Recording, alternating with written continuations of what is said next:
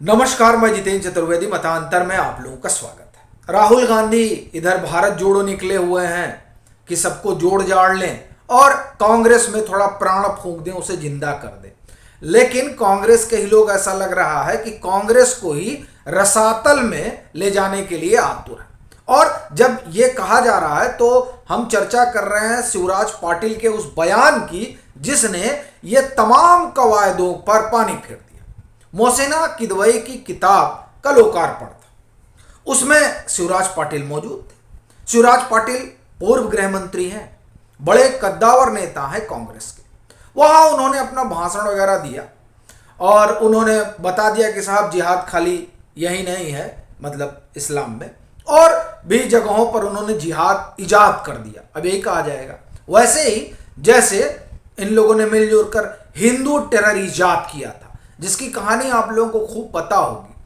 RBS money ने अपनी किताब में डिटेल से लिखा है कि कैसे ये तमाम चीजें हुई। मैं आपको उसे संक्षेप में बताता हूं और फिर आगे चलता हूं कि किस तरीके से ये जो भारत जोड़ो यात्रा है, उस यात्रा में शिवराज पाटिल के बयान ने कांग्रेस को फिर लाकर वहीं खड़ा कर दिया जहां से कांग्रेस चली थी। लेकिन पहले वो पूरी कहानी। आरबीएस मनी लिखते हैं कि उस समय वो अंडर सेक्रेटरी थे, इंटरनल डिपार्टमेंट, होम मिनिस्टर, और वो कहते हैं कि हम चाय पीने, कॉफी पीने निकलते हैं। तभी जो है एक बुलावा आता है और कहा जाता है कि आपको होम मिनिस्टर ने बुलाया है। आरबीएस मनी कहते हैं कि मैं ठिठका कि मैं तो अंडर सेक्रेटरी हूं, अदना सा एक अधिकारी, मुझसे क्या काम होगा होम मिनिस्टर को। तो उन्होंने कहा नहीं, उन्होंने आप ही को बुलाया। उन्होंने कहा नहीं, आप हो सकता है आपको थोड़ा जो है गड़बड़ी हुई हो, वो सेक्रेटरी साहब को उन्होंने बुलाया होगा। नहीं, आप ही को बुलाया गया। बोले कि मैं तो काफी चौंका और मैंने कहा भाई चलो काफी वाफी छोड़ो, चलते हैं, पहले देखते हैं क्या कहा जा रहा है। वो बोलते हैं मैं जाता हूं और वहां कमरे में शिवराज पाटिल मौजूद रहते हैं और फिर उधर जो है दिग्विजय सिंह रहते हैं और उनके साथ एक शख्स और होता है जिससे आरबीएस मनी लिखते हैं कि बाद में मैं पहचान पाया, बाद के दिनों में उनका नाम हेमंत करकरे था। अब वहां चर्चा किस चीज को लेकर होती है, उस दरमियान कई जगह धमाके वगैरह हो रहे थे, उन धमाकों की जांच पड़ताल जो है चल रही थी और आरबीएस मनी तमाम सारी जानकारी उन मसलों से जो जुड़े लोग और जो पूरी वारदात से वो जुटा रहे थे कि क्या कुछ चल रहा है। तो इसी को लेकर उनसे पूछा जाता है कि आपने क्या पाया। तो बताते हैं कि साहब ये जो कट्टरपंथी समूह है वो उन लोगों का ये काम धाम है और जिसमें कई लोगों का नाम आता है। और लेकिन अब देखिए, नाम आता है इस्लामिक कट्टरपंथियों का, लेकिन वहां पूछा सवाल बजरंग दल से जाता है। बजरंग दल नहीं, उनका क्या इन्वॉल्वमेंट है।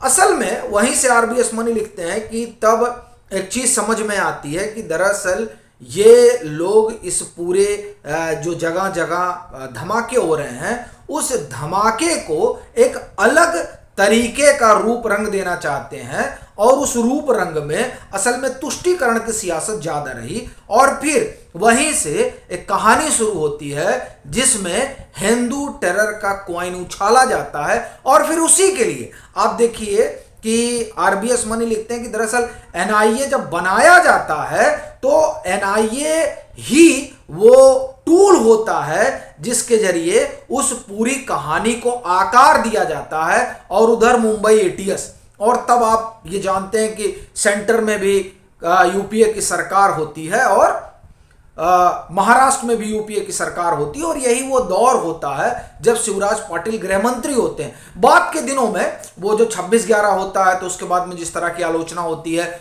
फिर उनका मंत्रालय तो चला जाता है और उसके बाद में फिर आप जानते ही हैं कि गृह मंत्रालय आ जाता है। कुछ दिन सुशील कुमार शिंदे के पास रहता है, फिर वो चला जाता है पी चिदम्बरम के पास और वहीं से असली खेल शुरू होता है हिंदू टेरर का। तो दरअसल ये वो उस आप ये कह सकते हैं कि नर्सरी से निकले लोग हैं जो इस तरह के ताने बाने बुनने में बड़े महारथी होते हैं। आज आप देखिए कि राहुल गांधी जिस तरीके से भारत जोड़ो यात्रा लेकर निकले हैं, उन्हीं राहुल गांधी ने एक समय में अमेरिकी दूतावास से और ये विकीलीक्स के बिल से पता चला कि उन्होंने क्या कहा था कि नहीं, हमारे लिए इनसे ज्यादा खतरनाक तो ये सफरान टेररिज्म है, अभी हिंदू टेररिज्म, ये पता नहीं कहां कहां से तमाम शब्द जो है इजाद किए गए और फिर उसके जरिए एक घेराबंदी हुई, या ये कहा जाए कि दरअसल एक जो सियासत है उस सियासत में अपने रंग रूप के हिसाब से वोट कैसे बटोरा जाए उसकी कवायद शुरू हुई। और ये उसी कवायद का हिस्सा रहा कि यूपीए को औंधे मुंह गिरना पड़ा। और जब ए.के. एंटनी की कमेटी बनी तो उस कमेटी ने यह कहा भी कि एक तरीके का संदेश गया बहुसंख्यक समाज में कि दरअसल ये जो यूपीए की सरकार है, ये जो कांग्रेस है, वो अपीसमेंट की पॉलिटिक्स की तरफ जा रही है। और ये उनको समझ आने में 10 साल लग गए।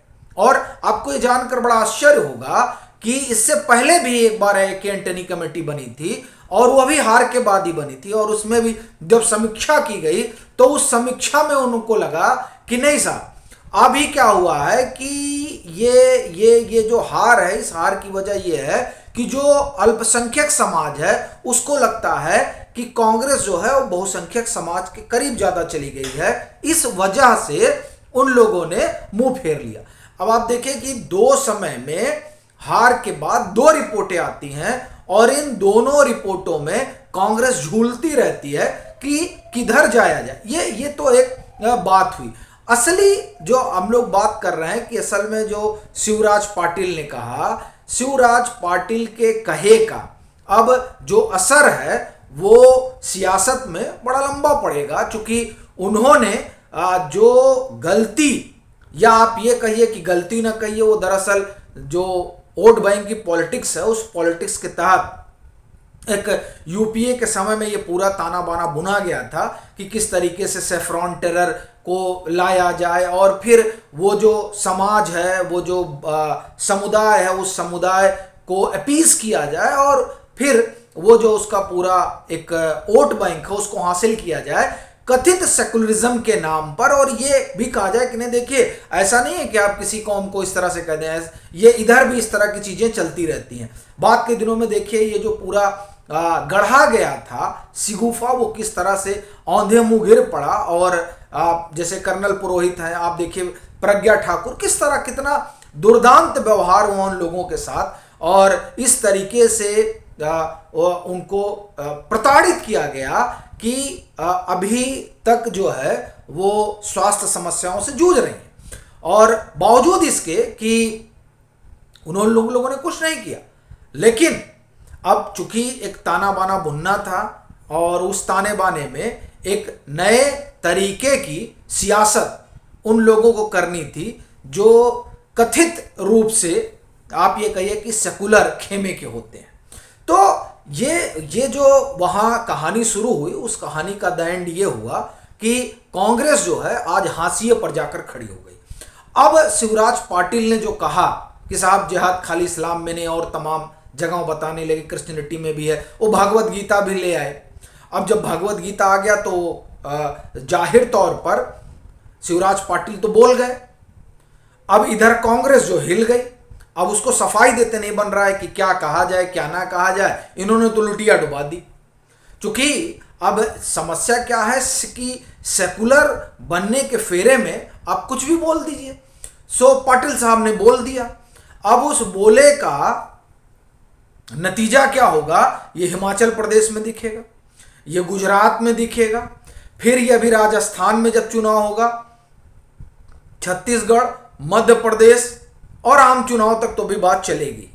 और जाहिर तौर पर आप जब सियासत में हैं और ख़ास तौर से आप मुकाबिले हैं भाजपा के, तो अगर आप कोई गलती कर रहे हैं तो दरअसल फिर उसके लिए कोई एक्सक्यूज तो है नहीं, क्योंकि वहाँ भाजपा पूरी तरीके से खेलेगी और वो कोई भी राजनीतिक दल हो जाहिर तौर पर वो खेलेगा ही।